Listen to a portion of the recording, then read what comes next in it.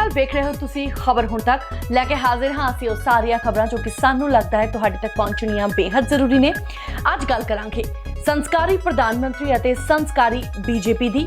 ਦੱਸਾਂਗੇ ਤੁਹਾਨੂੰ ਉਸ ਤਸਵੀਰ ਬਾਰੇ ਜੋ ਕਿ ਪੱਛਮ ਬੰਗਾਲ 'ਚ ਅੱਜ ਦੇਖਣ ਨੂੰ ਮਿਲੀ, ਜੋ ਕਿ ਗੋਦੀ ਮੀਡੀਆ ਦੀ ਸੁਰਖੀਆਂ ਬਣ ਗਈ। ਗੱਲ ਕਰਾਂਗੇ कि आखिर राकेश टिकैत ने क्यों कही दिल्ली दी बैरिकेडिंग तोड़न दी गल, आखिर की है राकेश टिकैत दा मकसद। ਇਹ ਵੀ ਦੱਸਾਂਗੇ कि सरकार आखिर किस डर तो पेट्रोल ਅਤੇ ਡੀਜ਼ਲ ਨੂੰ GST ਦੇ ਦਾਇਰੇ 'ਚ ਲਿਆਉਣ ਤੋਂ ਕਤਰਾ ਰਹੀ ਹੈ। ਗੱਲ ਕਰਾਂਗੇ कि ਖੇਤੀ ਬਿੱਲਾਂ ਨੇ ਪੰਜਾਬ ਦੀ ਸਿਆਸਤ ਦੇ ਵਿੱਚ ਕਿਸ ਕਦਰ ਹੜਕੰਪ ਮਚਾਇਆ ਹੋਇਆ ਹੈ। ਇਹ ਵੀ ਦੱਸਾਂਗੇ कि ਭਗਵੰਤ ਮਾਨ ਨੇ ਮੀਟਿੰਗ 'ਚ ਸ਼ਮੂਲੀਅਤ ਅਤੇ ਆਪਣੇ ਦਸਤਖਤ ਕੀਤੇ ਜਾਣ ਨੂੰ ਲੈ ਕੇ ਜੋ ਸਫਾਈ ਦਿੱਤੀ ਹੈ। ਹਰਸਿਮਰਤ ਕੌਰ ਬਾਦਲ ਭਗਵੰਤ ਮਾਨ ਦੀ ਉਸ ਸਫਾਈ ਤੋਂ ਬਾਅਦ ਖੁਸ਼ ਕਿਉਂ ਹੈ ਅਤੇ ਮਿਲਵਾਵਾਂਗੇ ਤੁਹਾਨੂੰ ਉਸ ਸ਼ਖਸ ਦੇ ਨਾਲ ਜੋ ਰਾਤੋਂ ਰਾਤ ਬਣ ਗਿਆ ਕਰੋੜਪਤੀ। ਸ਼ੁਰੂਆਤ ਅੱਜ ਦੀ ਪੱਛਮ ਬੰਗਾਲ ਤੋਂ ਕਰਦੇ ਹਾਂ। ਅੱਜ ਕੱਲ੍ਹ ਪੱਛਮ ਬੰਗਾਲ ਦੀ ਜਦੋਂ ਗੱਲ ਹੁੰਦੀ ਹੈ ਤਾਂ ਉੱਥੇ ਦਾ ਸਿਆਸੀ ਪਾਰਾ ਕਿੰਨਾ ਉੱਤੇ ਗਿਆ ਕਿੰਨਾ ਨੀਚੇ ਗਿਆ ਇਸ ਬਾਰੇ ਗੱਲ ਹੁੰਦੀ ਹੈ, ਕਿਉਂਕਿ ਚੋਣਾਂ ਦਾ ਸਮਾਂ ਹੈ। ਪਰ ਅੱਜ ਪੱਛਮ ਬੰਗਾਲ 'ਚ ਇੱਕ ਹੋਰ ਗੱਲ ਹੋਈ ਜੋ ਕਿ ਸੁਰਖੀਆਂ ਬਣ ਗਈ। ਇਹ ਵੀਡੀਓ ਹੈ ਪ੍ਰਧਾਨ ਮੰਤਰੀ ਨਰਿੰਦਰ ਮੋਦੀ ਦੀ। ਪੂਰਾ ਮਾਜਰਾ ਦੱਸਦੇ ਹਾਂ ਤੁਹਾਨੂੰ ਕਿ ਆਖਿਰ ਹੋਇਆ ਕੀ, ਕਿਉਂ ਇਹ ਵੀਡੀਓ ਇੰਨਾ ਜ਼ਿਆਦਾ ਵਾਇਰਲ ਹੋ ਗਿਆ ਤੇ ਕਿਉਂ ਬੀਜੇਪੀ ਨੇ ਇਸ ਨੂੰ ਪਾਰਟੀ ਤੇ ਸੰਸਕਾਰੀ ਸੋਚ ਦੱਸਿਆ। ਦਰਅਸਲ ਹੋਇਆ ਇਹ ਕਿ ਜਦੋਂ PM ਮੋਦੀ ਬੰਗਾਲ ਦੇ ਕਾਂਠੀ ਵਿੱਚ ਇੱਕ ਚੋਣ ਰੈਲੀ ਨੂੰ ਸੰਬੋਧਨ ਕਰ ਰਹੇ ਸੀ ਤਾਂ ਉੱਥੇ ਮੌਜੂਦ ਇੱਕ ਵਰਕਰ ਉਹਨਾਂ ਦੇ ਪੈਰਾਂ ਨੂੰ ਛੂਹਣ ਆ ਗਿਆ। ਬਸ ਫਿਰ ਕੀ ਸੀ, PM ਮੋਦੀ ਨੇ ਵੀ ਆਪਣਾ ਅਤੇ ਪਾਰਟੀ ਦੇ ਸੰਸਕਾਰਾਂ ਦਾ ਮੁਜ਼ਾਹਰਾ ਕਰਦੇ ਹੋਏ ਵਰਕਰ ਦੇ ਪੈਰੀ ਹੱਥ ਲਾ ਦਿੱਤਾ। ਗੋਦੀ ਮੀਡੀਆ ਨੇ ਤਾਂ ਇਸ ਨੂੰ ਹਾਈਪ ਦੇਣਾ ਹੀ ਸੀ। ਬੀਜੇਪੀ ਦੇ IT ਸੈੱਲ ਨੇ ਵੀ ਫੁਰਤੀ ਦਿਖਾਉਂਦੇ ਹੋਏ ਟਵਿੱਟਰ ਹੈਂਡਲ ਤੇ ਇਸ ਵੀਡੀਓ ਨੂੰ ਸ਼ੇਅਰ ਕਰ ਦਿੱਤਾ। ਪਾਰਟੀ ਦੇ ਟਵਿੱਟਰ ਹੈਂਡਲ ਤੇ ਲਿਖਿਆ ਗਿਆ ਕਿ ਇਹ ਹੈ ਉਹ ਪਾਰਟੀ ਜਿੱਥੇ ਕਾਰਕੁਨਾਂ ਦਾ ਇੱਕ ਦੂਜੇ ਪ੍ਰਤੀ ਇੱਕੋ ਜਿਹਾ ਮੁੱਲ ਹੁੰਦਾ ਹੈ। ਬੀਜੇਪੀ ਨੇ ਇਹ ਵੀਡੀਓ ਸ਼ੇਅਰ ਕੀਤੀ, ਸੰਗਠਨ ਦੇ ਸੰਸਕਾਰਾਂ ਦੀ ਗੱਲ ਕੀਤੀ। ਪਰ ਅੱਜ ਕੱਲ੍ਹ ਲੋਕੀ ਬਹੁਤ ਤੇਜ਼ ਨੇ, ਸਭ ਯਾਦ ਰੱਖਦੇ ਨੇ। ਲੋਕਾਂ ਨੂੰ ਅੱਜ ਦੀ ਸੰਸਕਾਰੀ ਬੀਜੇਪੀ ਅਤੇ ਸੰਸਕਾਰੀ ਪ੍ਰਧਾਨ ਮੰਤਰੀ ਮੋਦੀ ਵੀ ਯਾਦ ਹੈ ਅਤੇ ਉਸ ਵੇਲੇ ਦੇ ਸੰਸਕਾਰੀ ਪ੍ਰਧਾਨ ਮੰਤਰੀ ਨਰਿੰਦਰ ਮੋਦੀ ਵੀ ਯਾਦ ਨੇ, ਜੋ ਕਿ ਪ੍ਰਧਾਨ ਮੰਤਰੀ ਬਣਦਿਆਂ ਹੀ ਵੱਡੇ ਕੱਦ ਦੇ ਆਗੂ ਲਾਲ ਕ੍ਰਿਸ਼ਨ ਅਡਵਾਨੀ ਨੂੰ ਭਰੀ ਸਟੇਜ ਤੋਂ ਨਜ਼ਰਅੰਦਾਜ਼ ਕਰਕੇ ਅੱਗੇ ਤੁਰ ਗਏ ਸੀ। ਕਿਸਾਨ ਕਰੀਬ 5 ਮਹੀਨਿਆਂ ਤੋਂ ਦਿੱਲੀ ਦੀਆਂ ਬਰੂਹਾਂ ਤੇ ਬੈਠੇ ਨੇ। ਸਰਦ ਰਾਤਾਂ ਉਹਨਾਂ ਨੇ ਉੱਥੇ ਹੰਢਾ ਦਿੱਤੀਆਂ, ਤਪਦੀ ਗਰਮੀ ਲਈ ਵੀ ਉਹ ਤਿਆਰ ਨੇ, ਪਰ ਸਰਕਾਰ ਨੂੰ ਫਰਕ ਨਹੀਂ ਪਿਆ। ਜਾਂ ਫਿਰ ਇਹ ਵੀ ਕਹਿ ਸਕਦੇ ਹਾਂ ਕਿ ਫਰਕ ਤਾਂ ਪੈ ਰਿਹਾ ਹੈ ਪਰ ਸਰਕਾਰ ਇਹ ਜ਼ਾਹਿਰ ਨਹੀਂ ਕਰਨਾ ਚਾਹੁੰਦੀ, ਕਿਉਂਕਿ ਸਰਕਾਰ 5 ਸੂਬਿਆਂ ਦੀਆਂ ਚੋਣਾਂ 'ਚ ਮਸਰੂਫ ਹੈ।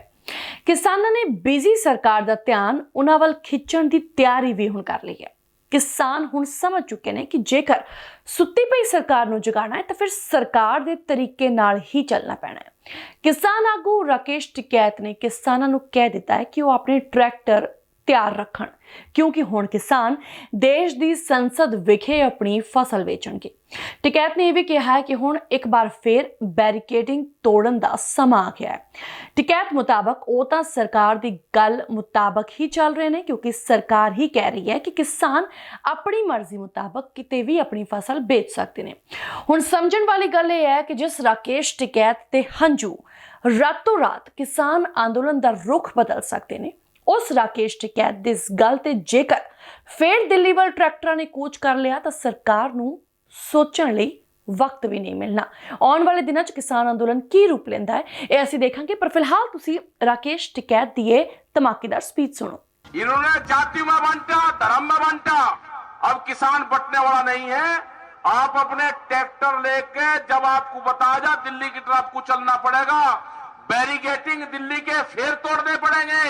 अपनी फसल को विधानसभा, कलेक्ट्रेट और पार्लियामेंट पे अपनी फसल बेचनी पड़ेगी।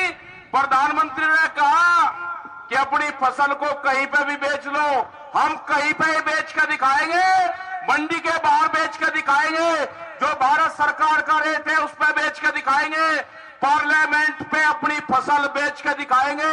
पार्लियामेंट से बढ़िया मंडी नहीं हो सकती। 3.5 लाख ट्रैक्टर पहले गए, दिल्ली के अंदर फिर ट्रैक्टर जाएंगे। ਪੈਟਰੋਲ ਅਤੇ ਡੀਜ਼ਲ ਦੀਆਂ ਲਗਾਤਾਰ ਵੱਧ ਰਹੀਆਂ ਕੀਮਤਾਂ ਆਮ ਆਦਮੀ ਲਈ ਕਿਸੇ ਪਰੇਸ਼ਾਨੀ ਤੋਂ ਘੱਟ ਨਹੀਂ। ਹਾਲਾਂਕਿ ਅੱਜ ਇਹਨਾਂ ਦੀ ਕੀਮਤ ਵਿੱਚ ਕੁਝ ਕਮੀ ਜ਼ਰੂਰ ਦੇਖਣ ਨੂੰ ਮਿਲੀ, ਪਰ ਬੀਤੇ ਕੁਝ ਦਿਨਾਂ ਦੇ ਵਿੱਚ ਲਗਾਤਾਰ ਵਧੀਆਂ ਕੀਮਤਾਂ ਨੇ ਲੋਕਾਂ ਦਾ ਲੱਕ ਤੋੜ ਕੇ ਰੱਖ ਦਿੱਤਾ ਹੈ। ਕਈ ਸੂਬੇ ਪੈਟਰੋਲ ਅਤੇ ਡੀਜ਼ਲ ਨੂੰ GST ਦੇ ਦਾਇਰੇ 'ਚ ਲਿਆਉਣ ਦੀ ਮੰਗ ਕਰ ਚੁੱਕੇ ਨੇ। ਸੂਬਾ ਸਰਕਾਰਾਂ ਇਹ ਚਾਹੁੰਦੀਆਂ ਨੇ ਕਿ ਇਸ ਦਾ ਫਾਇਦਾ ਸਿਰਫ ਕੇਂਦਰ ਸਰਕਾਰ ਕਿਉਂ ਚੁੱਕੇ, ਸੂਬੇ ਦੇ ਖਜ਼ਾਨੇ ਵੀ ਭਰਨੇ ਚਾਹੀਦੇ ਨੇ। ਖਜ਼ਾਨਾ ਮੰਤਰੀ ਨਿਰਮਲਾ ਸੀਤਾਰਮਣ ਨੇ ਅੱਜ ਲੋਕ ਸਭਾ ਦੇ ਵਿੱਚ ਕਿਹਾ ਵੀ ਸੀ ਕਿ GST ਕੌਂਸਲ ਦੀ ਜੋ ਅਗਲੀ ਮੀਟਿੰਗ ਹੋਣੀ ਹੈ, ਇਸ ਨੂੰ GST ਦੇ ਦਾਇਰੇ 'ਚ ਲਿਆਉਣ ਤੇ ਉਸ ਮੀਟਿੰਗ ਦੇ ਵਿੱਚ ਚਰਚਾ ਜ਼ਰੂਰ ਕੀਤੀ ਜਾਵੇਗੀ। ਪਰ ਖਜ਼ਾਨਾ ਮੰਤਰੀ ਦੇ ਇਸ ਬਿਆਨ ਤੋਂ ਬਾਅਦ ਸਰਕਾਰ ਨੇ ਤੁਰੰਤ ਯੂ-ਟਰਨ ਮਾਰ ਲਿਆ ਹੈ। ਬੀਜੇਪੀ ਆਗੂ ਸੁਸ਼ੀਲ ਮੋਦੀ ਨੇ ਰਾਜ ਸਭਾ ਵਿੱਚ ਵੱਡਾ ਬਿਆਨ ਦਿੰਦਿਆਂ ਹੋਇਆ ਇਹ ਕਿਹਾ ਹੈ ਕਿ ਫਿਲਹਾਲ ਪੈਟਰੋਲ ਅਤੇ ਡੀਜ਼ਲ ਨੂੰ 8 ਤੋਂ 10 ਸਾਲ ਤੱਕ GST ਦੇ ਦਾਇਰੇ ਵਿੱਚ ਨਹੀਂ ਲਿਆ ਜਾ ਸਕਦਾ। क्यों? क्योंकि सूबिया नु इस तो घाटा होना है। बार बार एक बात आती है कि पेट्रोल डीजल को GST में डाल दिया जाए, पेट्रोल डीजल को GST में डाल दिया जाए। सभापति महोदय, मैं चूंकि GST से लंबे समय तक जुड़ा रहा हूं, मैं सदन से जानना चाहूंगा अगर पेट्रोल डीजल को GST में डाल दिया गया तो राज्यों को 2 लाख करोड़ से ज्यादा का जो नुकसान होगा उसकी भरपाई कहां से होगी? अगर 60% रेवेन्यू पेट्रोल और डीजल का और लगभग 5 लाख करोड़ रुपया प्रति वर्ष स्टेट और सेंटर को पेट्रोलियम प्रोडक्ट्स के रेवेन्यू से प्राप्त होता है 5 लाख करोड़, और इस 5 लाख करोड़ जो रेवेन्यू प्राप्त होता है सेंटर और स्टेट को, अगर इसको GST में डाल दिया गया तो GST का तो हाईएस्ट स्लैब 28% है और अभी 60% टैक्स दिया जा रहा है, तो जो 2 लाख 2.5 लाख करोड़ का नुकसान होगा उसकी भरपाई कहां से होगी सभापति महोदय? ਇਹ ਤਾਂ ਸੀ ਸੂਬੇ ਅਤੇ ਕੇਂਦਰ ਦੀ ਗੱਲ, ਪਰ ਹੁਣ ਅਸਲ ਮੁੱਦੇ ਤੇ ਆਉਂਦੇ ਹਾਂ ਕਿ ਆਖਿਰ ਜੇਕਰ ਪੈਟਰੋਲ ਅਤੇ ਡੀਜ਼ਲ GST ਦੇ ਦਾਇਰੇ 'ਚ ਆ ਜਾਂਦਾ ਹੈ ਤਾਂ ਫਿਰ ਇਸ ਦਾ ਆਮ ਆਦਮੀ ਨੂੰ ਯਾਨੀ ਕਿ ਮੈਨੂੰ ਅਤੇ ਤੁਹਾਨੂੰ ਕੀ ਫਾਇਦਾ ਹੋਣਾ ਹੈ। ਦਰਅਸਲ ਅਰਥ ਸ਼ਾਸਤਰੀਆਂ ਦੇ ਮੁਤਾਬਕ ਜੇਕਰ ਇਹ GST ਦੇ ਦਾਇਰੇ ਵਿੱਚ ਆ ਜਾਂਦਾ ਹੈ ਤਾਂ ਤੇਲ ਤੇ ਕੇਂਦਰ ਵੱਲੋਂ ਲੱਗਣ ਵਾਲੀ ਐਕਸਾਈਜ਼ ਡਿਊਟੀ ਅਤੇ ਸੂਬੇ ਵੱਲੋਂ ਲੱਗਣ ਵਾਲਾ ਵੈਟ ਹਟ ਜਾਏਗਾ, ਯਾਨੀ ਕਿ ਸਿਰਫ 28% GST ਤੇਲ ਉੱਤੇ ਲੱਗੇਗਾ, ਜਿਸ ਦੇ ਨਾਲ ਪੈਟਰੋਲ ਦੀ ਕੀਮਤ ਘਟ ਕੇ 75 ਰੁਪਏ ਅਤੇ ਡੀਜ਼ਲ ਦੀ ਕੀਮਤ ਘਟ ਕੇ 68 ਰੁਪਏ ਤੱਕ ਹੋ ਸਕਦੀ ਹੈ। ਯਾਨੀ ਕਿ 100 ਦਾ ਅੰਕੜਾ ਪਾਰ ਕਰ ਚੁੱਕੇ ਪੈਟਰੋਲ ਅਤੇ ਡੀਜ਼ਲ 15 ਤੋਂ ਲੈ ਕੇ 20 ਰੁਪਏ ਤੱਕ ਸਸਤੇ ਹੋ ਸਕਦੇ ਨੇ। ਪਰ ਸੁਸ਼ੀਲ ਮੋਦੀ ਨੇ ਇਹ ਜ਼ਾਹਰ ਕਰ ਦਿੱਤਾ ਹੈ ਕਿ ਅਜਿਹਾ ਸੁਪਨਾ ਨਾ ਵੇਖੋ, ਕਿਉਂਕਿ ਸਰਕਾਰ ਇਸ ਨੂੰ ਪੂਰਾ ਨਹੀਂ ਹੋਣ ਦੇਗੀ। ਖੇਤੀ ਕਾਨੂੰਨਾਂ ਨੂੰ ਲੈ ਕੇ ਆਮ ਆਦਮੀ ਪਾਰਟੀ ਅਤੇ ਅਕਾਲੀ ਦਲ ਵਿਚਾਲੇ ਅੱਜਕੱਲ ਸਿੱਧੀ ਬਹਿਸ ਚੱਲ ਰਹੀ ਹੈ। ਇੱਕ ਦਿਨ ਕੋਈ ਇਲਜ਼ਾਮ ਲਗਾਉਂਦਾ ਹੈ ਤਾਂ ਦੂਜੇ ਦਿਨ ਦੂਸਰਾ ਸਫਾਈ ਦਿੰਦਾ ਹੈ, ਤੀਜੇ ਦਿਨ ਫਿਰ ਇਲਜ਼ਾਮ ਲਗਾਏ ਜਾਂਦੇ ਨੇ। ਬਸ ਇਹੀ ਸਿਲਸਿਲਾ ਲਗਾਤਾਰ ਜਾਰੀ ਹੈ। ਆਮ ਆਦਮੀ ਪਾਰਟੀ ਦੀ ਮੋਗਾ ਵਿਖੇ ਜੋ ਰੈਲੀ ਹੋਈ ਸੀ, ਉਸ ਤੋਂ ਬਾਅਦ ਹਰਸਿਮਰਤ ਕੌਰ ਬਾਦਲ ਨੇ ਭਗਵੰਤ ਮਾਨ ਨੂੰ ਇਸ ਗੱਲ ਉੱਤੇ ਘੇਰਿਆ ਸੀ ਕਿ ਭਗਵੰਤ ਮਾਨ ਪਾਰਲੀਮੈਂਟ ਦੀ ਸਟੈਂਡਿੰਗ ਕਮੇਟੀ ਦੀ ਮੀਟਿੰਗ ਦੇ ਵਿੱਚ ਹਿੱਸਾ ਲੈ ਕੇ ਤੀਜੇ ਬਿੱਲ ਯਾਨੀ ਕਿ ਐਸੈਂਸ਼ੀਅਲ ਕਮੋਡਿਟੀਜ਼ ਐਕਟ ਨੂੰ ਮਨਜ਼ੂਰੀ ਦੇ ਚੁੱਕੇ ਨੇ। ਹਰਸਿਮਰਤ ਬਾਦਲ ਨੇ ਚੈਲੰਜ ਕੀਤਾ ਸੀ ਕਿ ਜੇਕਰ ਭਗਵੰਤ ਮਾਨ ਪਾਕ ਸਾਫ਼ ਨੇ ਤਾਂ ਫਿਰ ਉਹ ਇਸ ਗੱਲ ਦਾ ਸਬੂਤ ਦੇਣ। ਭਗਵੰਤ ਮਾਨ ਨੇ ਬੀਤੇ ਦਿਨ ਮੀਡੀਆ ਸਾਹਮਣੇ ਮੀਟਿੰਗ ਨੂੰ ਲੈ ਕੇ ਡਾਕੂਮੈਂਟਸ ਜਨਤਕ ਵੀ ਕੀਤੇ ਅਤੇ ਇੱਕ ਆਡੀਓ ਕਲਿੱਪ ਵੀ ਜਾਰੀ ਕੀਤੀ ਅਤੇ ਆਪਣੇ ਆਪ ਨੂੰ ਸੱਚਾ ਸਾਬਿਤ ਕਰ ਦਿੱਤਾ। ਹੁਣ ਇਸ ਆਡੀਓ ਕਲਿੱਪ ਨੂੰ ਲੈ ਕੇ ਬੀਬਾ ਬਾਦਲ ਫਿਰ ਭਗਵੰਤ ਮਾਨ ਦੁਆਲੇ ਹੋ ਗਈ ਹੈ। ਹਰਸਿਮਰਤ ਕੌਰ ਬਾਦਲ ਨੇ ਆਡੀਓ ਕਲਿੱਪ ਬਾਰੇ ਗੱਲ ਕਰਦਿਆਂ ਮਾਨ ਉੱਤੇ ਦੋਸ਼ ਲਗਾਇਆ ਹੈ ਕਿ ਭਗਵੰਤ ਮਾਨ ਖੁਦ ਹੀ ਆਪਣੇ ਝੂਠ ਦੇ ਵਿੱਚ ਫਸ ਗਏ ਨੇ। ਉਹਨਾਂ ਨੇ ਕਿਹਾ ਹੈ ਕਿ ਇਸ ਆਡੀਓ ਕਲਿੱਪ ਦੇ ਵਿੱਚ ਭਗਵੰਤ ਮਾਨ ਨੇ ਸਿਰਫ ਇਸ ਬਿੱਲ ਨਾਲ ਹੋਣ ਵਾਲੇ ਨਫੇ ਨੁਕਸਾਨ ਬਾਰੇ ਮੀਟਿੰਗ 'ਚ ਗੱਲ ਕੀਤੀ ਹੈ, ਪਰ ਕਿਤੇ ਵੀ ਇਸ ਬਿੱਲ ਦਾ ਸਿੱਧੇ ਵਿਰੋਧ ਨਹੀਂ ਕੀਤਾ। ਹਰਸਿਮਰਤ ਬਾਦਲ ਨੇ ਵੀ ਕਿਹਾ ਹੈ ਕਿ ਦੋਗਲੇ ਲੋਕਾਂ ਦੀ ਦੋਗਲੀ ਸੋਚ ਆਖਿਰਕਾਰ ਸਭ ਦੇ ਸਾਹਮਣੇ ਆ ਹੀ ਗਈ। 2022 ਦੀਆਂ ਵਿਧਾਨ ਸਭਾ ਚੋਣਾਂ ਜਿਵੇਂ ਨੇੜੇ ਆ ਰਹੀਆਂ ਨੇ, ਸੂਬੇ ਦਾ ਸਿਆਸੀ ਪਾਰਾ ਉਨਾ ਹੀ ਵੱਧਦਾ ਜਾ ਰਿਹਾ ਹੈ। ਰੈਲੀਆਂ ਦਾ ਦੌਰ ਵੀ ਸ਼ੁਰੂ ਹੋ ਹੀ ਗਿਆ ਸੀ, ਪਰ ਕੋਰੋਨਾ ਨੇ ਇਸ ਉੱਤੇ ਬ੍ਰੇਕ ਲਗਾ ਦਿੱਤੀ।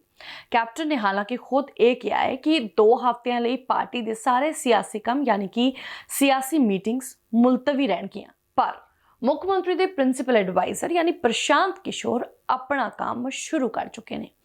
ਪ੍ਰਸ਼ਾਂਤ ਕਿਸ਼ੋਰ ਨੇ ਅੱਜ ਪਹਿਲੀ ਵਾਰ ਕਾਂਗਰਸੀ ਵਿਧਾਇਕਾਂ ਦੀ ਇੱਕ ਮੀਟਿੰਗ ਸੱਦੀ। ਇਹ ਵਿਧਾਇਕ ਮੀਟਿੰਗ ਲਈ ਚੰਡੀਗੜ੍ਹ ਪਹੁੰਚੇ। ਉਹਨਾਂ ਮੁਤਾਬਕ ਪ੍ਰਸ਼ਾਂਤ ਕਿਸ਼ੋਰ ਨੇ ਵੱਖੋ ਵੱਖਰੇ ਹਲਕਿਆਂ ਦੇ ਵਿਕਾਸ ਕਾਰਜਾਂ ਦਾ ਜਾਇਜ਼ਾ ਲਿਆ। ਯਾਨੀ ਕਿ ਪ੍ਰਸ਼ਾਂਤ ਕਿਸ਼ੋਰ ਇਸ ਵਾਰ ਜ਼ਮੀਨੀ ਪੱਧਰ ਤੇ ਖੁਦ ਸਾਰੇ ਹਾਲਾਤ ਜਾਣਨਾ ਚਾਹੁੰਦੇ ਨੇ ਤਾਂ ਜੋ ਉਹ ਕੈਪਟਨ ਸਾਹਿਬ ਲਈ ਇੱਕ ਠੋਸ ਚੋਣ ਰਣਨੀਤੀ ਬਣਾ ਸਕਣ। ਹਾਲਾਂਕਿ ਇਸ ਮੀਟਿੰਗ ਤੋਂ ਪੰਜਾਬ ਕਾਂਗਰਸ ਪ੍ਰਧਾਨ ਸੁਨੀਲ ਜਾਖੜ ਗਾਇਬ ਦਿਖੇ। ਸੁਨੀਲ ਜਾਖੜ ਦੀ ਗੈਰ ਹਾਜ਼ਰੀ ਆਪਣੇ ਆਪ 'ਚ ਸਵਾਲ ਖੜੇ ਕਰਦੀ ਹੈ ਕਿ ਕਿਆ ਪ੍ਰਸ਼ਾਂਤ ਕਿਸ਼ੋਰ ਦੀ ਨਿਯੁਕਤੀ ਅਤੇ ਉਹਨਾਂ ਦੀ ਐਕਟੀਵਿਟੀ ਜਾਖੜ ਨੂੰ ਖੁੱਡੇ ਲਾਈਨ ਤਾਂ ਨਹੀਂ ਲਾ ਰਹੀ। 26 ਜਨਵਰੀ ਨੂੰ ਦਿੱਲੀ ਵਿਖੇ ਟਰੈਕਟਰ ਮਾਰਚ ਦੌਰਾਨ ਇੱਕ ਨੌਜਵਾਨ ਸ਼ਹੀਦ ਹੋ ਗਿਆ ਸੀ, ਨਵਰੀਤ ਸਿੰਘ ਡਿਬਡਿਬਾ।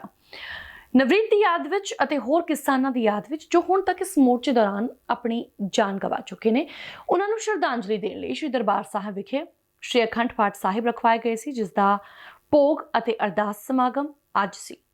ਇਸ ਅਰਦਾਸ ਮੌਕੇ ਨਵਰੀਤ ਦੇ ਦਾਦਾ ਜੀ ਹਰਦੀਪ ਸਿੰਘ ਡਿਬਡਿਬਾ, ਸੁਖਪਾਲ ਖਹਿਰਾ, ਦਲ ਖਾਲਸਾ ਦੇ ਕੰਵਰਪਾਲ ਸਿੰਘ ਸੰਧੂ ਅਤੇ ਹੋਰ ਕਈ ਲੋਕ ਮੌਜੂਦ ਸਨ।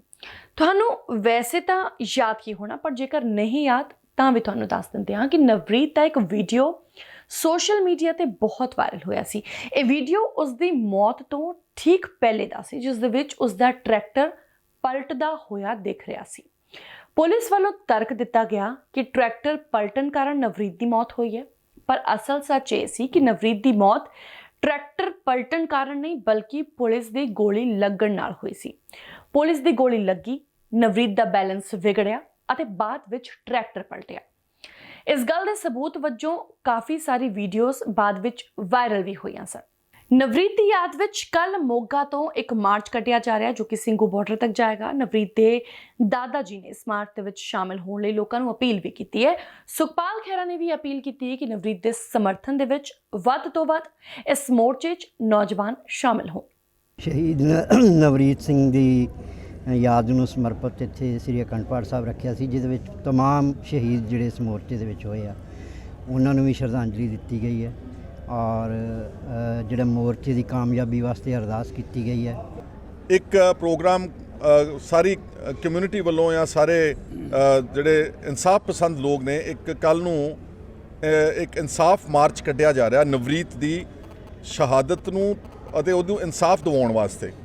ਉਹ ਮਾਰਚ ਜਿਹੜਾ ਕੱਲ ਸਵੇਰੇ ਮੋਗੇ ਤੋਂ ਸਵੇਰੇ 9 ਵਜੇ ਸ਼ੁਰੂ ਹੋ ਕੇ ਤੇ ਸਿੰਘੂ ਬਾਰਡਰ ਵੱਲ ਜਾਵੇਗਾ, ਦਿੱਲੀ ਦੇ ਸਿੰਘੂ ਬਾਰਡਰ ਨੂੰ।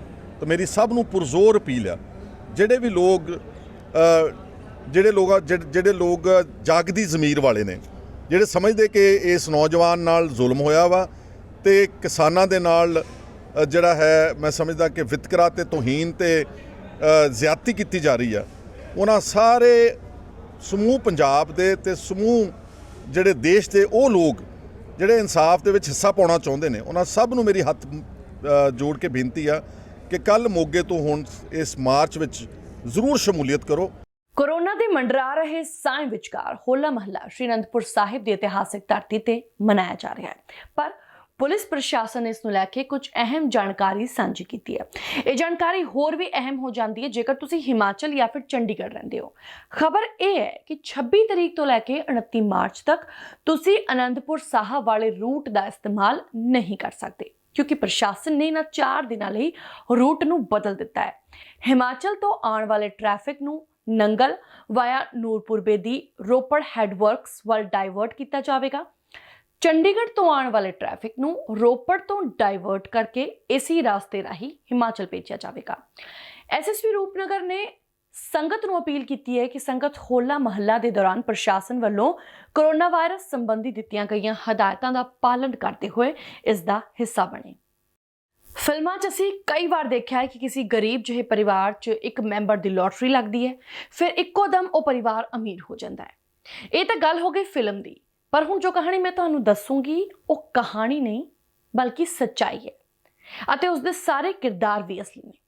ਖਬਰ ਹੈ ਬਾਗਾ ਪੁਰਾਣਾ ਤੋਂ, ਜਿੱਥੇ ਰਹਿੰਦੇ ਇੱਕ ਗਰੀਬ ਪਰਿਵਾਰ ਦੀ 1 ਕਰੋੜ ਦੀ ਲੋਟਰੀ ਲੱਗੀ ਹੈ। ਇਸ ਪਰਿਵਾਰ ਦਾ ਮੁਖੀ ਵੇਦ ਪ੍ਰਕਾਸ਼ ਕਬਾੜ ਦਾ ਕੰਮ ਕਰਦਾ ਹੈ। ਵੇਦ ਪ੍ਰਕਾਸ਼ ਲਈ ਉਸਦੀ ਪਤਨੀ ਲੱਕੀ ਚਾਰਮ ਸਾਬਿਤ ਹੋਈ ਹੈ। ਉਸਨੇ ਦੱਸਿਆ ਕਿ ਉਹ ਕਰੀਬ 20 ਸਾਲਾਂ ਤੋਂ ਲੋਟਰੀ ਪਾ ਰਿਹਾ ਸੀ, ਪਰ ਇਸ ਵਾਰ ਉਸਨੇ ਆਪਣੀ ਪਤਨੀ ਦੇ ਨਾਮ ਤੋਂ ਲੋਟਰੀ ਪਾਈ ਅਤੇ ਲੋਟਰੀ ਨਿਕਲ ਗਈ, ਉਹ ਵੀ ਪੂਰੇ 1 ਕਰੋੜ ਦੀ। ਪਰ ਖਾਸ ਗੱਲ ਇਹ ਹੈ ਕਿ ਛੋਟੇ ਜਿਹੇ ਪਰਿਵਾਰ ਦੇ ਸੁਪਨੇ ਵੀ ਛੋਟੇ ਹੁੰਦੇ ਨੇ। ਜਦੋਂ ਇਸ ਲੋਟਰੀ ਦੀ ਰਕਮ ਦੇ ਇਸਤੇਮਾਲ ਬਾਰੇ ਉਹਨਾਂ ਨੂੰ ਪੁੱਛਿਆ ਗਿਆ ਤਾਂ ਅੱਖਾਂ ਭਰਦੇ ਹੋਏ ਉਹਨਾਂ ਨੇ ਦੱਸਿਆ ਕਿ ਇੱਕ ਘਰ ਦਾ ਸੁਪਨਾ ਸੀ ਜਿਸ ਦੇ ਵਿੱਚ ਪੂਰਾ ਪਰਿਵਾਰ ਆਰਾਮ ਨਾਲ ਰਹਿ ਸਕੇ। ਬਸ ਹੁਣ ਉਹ ਆਪਣਾ ਇਹੀ ਸੁਪਨਾ ਇਹਨਾਂ ਪੈਸਿਆਂ ਨਾਲ ਪੂਰਾ ਕਰਨਗੇ। ਕਾਫੀ ਟਾਈਮ ਦੇ ਬਾਅਦ ਕਾਫੀ ਸਾਲ ਹੋ ਗਏ ਬੰਦੇ, ਯਾਨੀ ਕਿ ਕਾਫੀ ਲੰਬਾ ਇੰਤਜ਼ਾਰ ਕਰਿਆ। ਹਾਂਜੀ ਬਸ ਸੁਪਨਾ ਤਾਂ ਇਹ ਮਕਾਨ ਬਣਾਉਣ ਦੀ ਹੈ। ਅੱਛਾ, ਪਹਿਲਾਂ ਆਪਣੇ ਗੁਰੂ ਮਹਾਰਾਜ ਦਾ ਧੰਨਵਾਦ ਕਰਾਂਗੇ। ਉਸੇ ਦਿਨ ਮੈਂ ਆਇਆ ਗੁਰੂ ਮਹਾਰਾਜ ਕੋਲੋਂ ਤੇ ਉਹਨਾਂ ਨੇ ਬਸ ਕਿਰਪਾ ਕਰਤੀ।